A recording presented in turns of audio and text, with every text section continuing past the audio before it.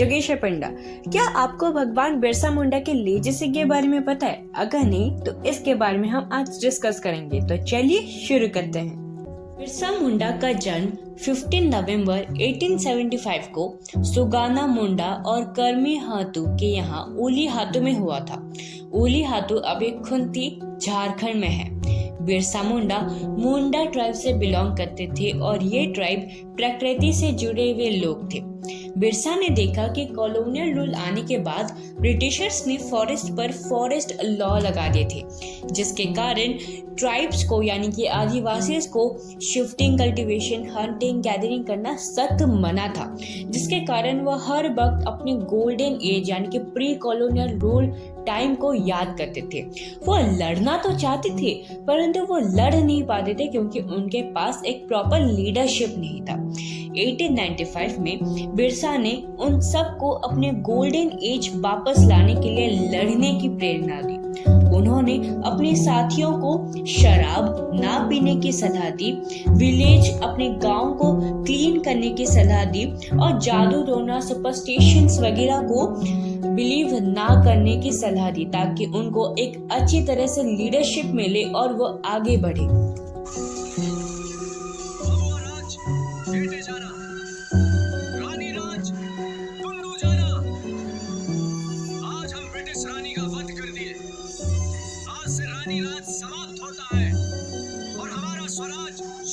उस वक्त हमारा भारत, हमारा देश ब्रिटेन का प्रॉफिट सोर्स बन चुका था।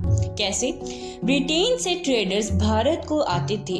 यहाँ वो मशीन से बनाए जाने वाले सस्ते चीजों को बेच देते थे और यहाँ से रियल प्रोडक्ट बहुत सस्ते दामों में खरीदकर ब्रिटेन में बहुत महंगे दामों में बेच देते थे और ऐसे वो प्रॉफिट कमाते थे। लेकिन उन ट्रेडर्स के बीच कुछ थे क्रिश्चियन मिशनरीज जो ब्रिटिश के द्वारा अपॉइंट किए जाते थे, जो इंडिया आकर हिंदू धर्म के बारे में हिंदू को भड़काने लगे, जैसे कि इंडिया के कल्चर में सुपरस्टिशंस के अलावा कुछ नहीं है और आदि। उनका मोटिव सिर्फ एक ही था, जो कि इंडियंस को क्रिश्चियनिटी में कन्वर्ट करना। ब्रिटिश मिशनरी लैंडलॉर्ड्स गवर्नर के खिलाफ खड़े हुए, जो कि उन्हीं के लैंड पर हुक्मदारी कर रहे थे और गवर्नमेंट जो उन्हीं के लैंड पर नए नए लॉज लाकर उनको अपने लैंड से हटा रहे थे। बिरसा ने अपने फॉलोअर्स को मिशनरीज, गवर्नमेंट के खिलाफ लड़ने की प्रेरणा दी, जिसके कारण 1895 में ब्रिटिशर्स ने बिरसा को अरेस्ट कर दिया और 2 साल के बाद 1897 में बिरसा को छोड़ दिया गया। परंतु बिरसा चुप नहीं रहे और क्रिसमस ईव यानी कि 24 दिसंबर 1899 को छोटा नागपुर ने बिरसा ने अपने हक के लिए संपूर्ण आदिवासी कम्युनिटी को इकट्ठा किया और विद्रोह चालू कर दिया।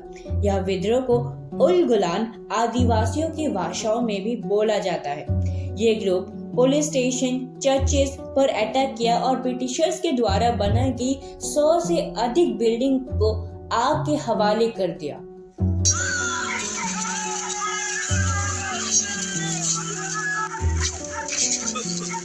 इस विद्रोह में बिरसा ने एक कहावत दिया, कटोंग बाबा कटोंग, साहिब कटोंग, रारी कटोंग, जिसका मतलब ये था कि मारो, उन बाबाओं को मारो, उन साहिबों को मारो, उन सब को मारो जिन्होंने हम पर शासन करने की कोशिश की, जिन्होंने हमसे हमारे लैंड को छीन लिया और वहां पर वो खुद बैठ के उन सब को मारो। इस विद्रोह में बिरसा ने कहा कि ब्रिटेन लंका का रूप है और वहां की रानी विक्टोरिया मंदोदरी का रूप है। विद्रोह के बाद 1900 में ब्रिटिशर्स ने बिरसा को अरेस्ट कर लिया और इसी साल 9 जून को उनका देहांत हो गया। कुछ का मानना यह है कि बिरसा का मृत्यु कॉलेरा की वजह से हुआ था, लेकिन कुछ का मानना यह है कि ब्रिटिशर्स ने बिरसा को जहरीला दवाई दे दी थी, जिसके कारण उनका देहांत हो गया। बिरसा मुंडा को भगवान का उपाधि भी मिला और बहुत सारी आदिवासी कम्युनिटी के द्वारा उनको पूजा भी जाता है, क्योंकि वो अपने अंतिम दम तक आदिवासियों के लिए लड़ते रहे और भारतीयों से ब्रिटिशर्स का डर भगाया। उनके याद से बहुत सारे इंस्टीट्यूशंस भी भारत में खोले गए, जैसे कि Birsa Munda International Hockey Stadium in Rourkela, Birsa Munda Airport in Ranchi, Birsa Munda Agricultural University, Birsa College Khunti, Birsa Munda Central Jail, Birsa Institute of Technology और आदि।